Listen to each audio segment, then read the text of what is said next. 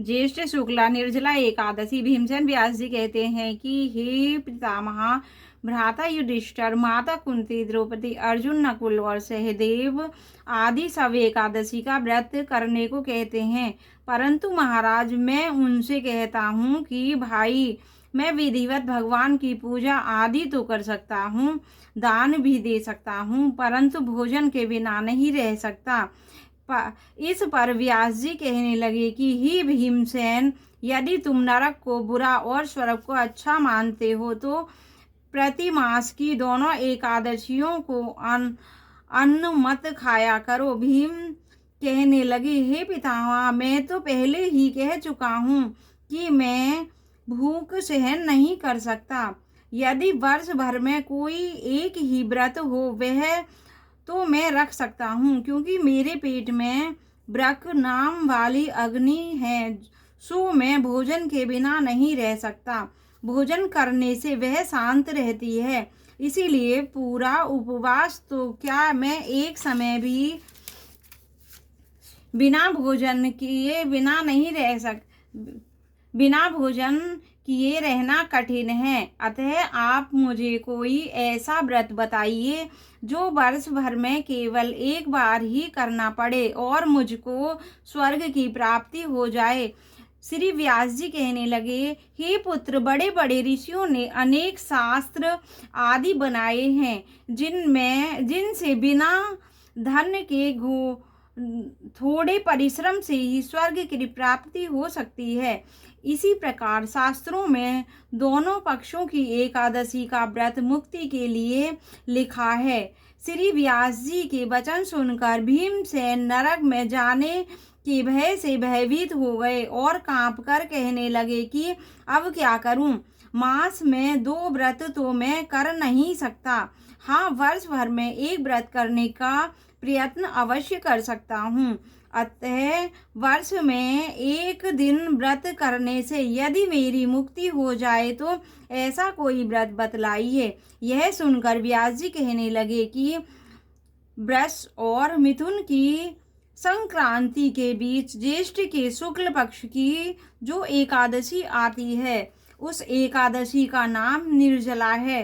तुम उस एकादशी का व्रत करो और इस एकादशी के व्रत में स्नान और आचमन के सिवा जल वर्जित है। आचमन में 6 माह से जल से अधिक नहीं होना चाहिए, अन्यथा वह मदपान के सदृश हो जाता है। इस दिन भोजन नहीं करना चाहिए, क्योंकि भोजन करने से व्रत नष्ट हो जाता है। यदि एकादशी को सूर्योदय से लेकर द्वादशी को सूर्योदय तक जल ग्रहण न करे तो उसे सारी एकादशियों के व्रत का फल प्राप्त होता है। द्वादशी को सूर्योदय से पहले उठकर स्नान आदि करके ब्राह्मणों को दान आदि देना चाहिए। इसके पश्चात भूखे और सत्पात्र ब्राह्मण को भोजन कराकर फिर आप भी भोजन कर लेना चाहिए। इसका फल 1 वर्ष की संपूर्ण एकादशियों के फल के बराबर होता है। व्यास जी कहने लगे कि हे भीमसेन, यह मुझको स्वयं भगवान ने बतलाया है। इस एकादशी का पुण्य समस्त तीर्थों और दानों से भी अधिक है। केवल एक दिन मनुष्य निर्जल रहने से पापों से मुक्त हो जाता है। जो मनुष्य निर्जला एकादशी का व्रत करते हैं, उनको मृत्यु के समय यमदूत आकर नहीं घेरते, वरन भगवान के पार्षद उनको पुष्पक विमान में बिठाकर स्वर्ग को लेकर जाते हैं। अतः संसार में सबसे श्रेष्ठ निर्जला एकादशी का व्रत है, इसीलिए यत्न के साथ इस व्रत को करना चाहिए। उस दिन ओम नमो भगवते वासुदेवाय इस मंत्र का उच्चारण करना चाहिए और गौ का दान भी करना चाहिए।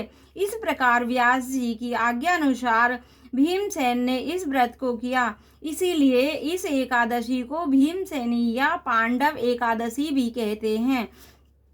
निर्जला व्रत करने से प्रथम भगवान का पूजन करके यह प्रार्थना करें कि हे भगवान, आज मैं श्रद्धा पूर्वक निर्जला व्रत रखकर दूसरे दिन भोजन करूंगी, अतः आपकी कृपा से मेरे सब पाप नष्ट हो जाएं। इस दिन जल से भरा हुआ एक घड़ा वस्त्र से ढककर स्वर्ण सहित दान करना चाहिए। जो मनुष्य इस व्रत को करते हैं उनको करोड़ फल सोने से दान का फल प्राप्त होता है, और जो इस दिन यज्ञादिक करते हैं उनका फल तो वर्णन ही नहीं किया जा सकता। इस प्रकार इस एकादशी के व्रत से मनुष्य विष्णु लोक को प्राप्त हो जाता है। जो मनुष्य इस दिन अन्न खाते हैं वे चंडाल के समान हैं, वे अंत में नरक में जाते हैं। जिन्होंने निर्जला एकादशी का व्रत किया वह चाहे ब्रह्म हत्यारे हों, मदपान करते हों, चोरी करते हों, गुरु के साथ द्वेष करते हों, मगर इस व्रत के करने से सब स्वर्ग में जाते हैं। हे कुंती पुत्र, जो पुरुष यह स्त्री श्रद्धा पूर्वक इस व्रत को करते हैं उनको निम्नलिखित कर्म करने चाहिए। प्रथम भगवान का पूजन, फिर गोदान, ब्राह्मणों को मिष्टान व दक्षिणा देनी चाहिए तथा जल से भरे हुए कलश का दान अवश्य करना चाहिए।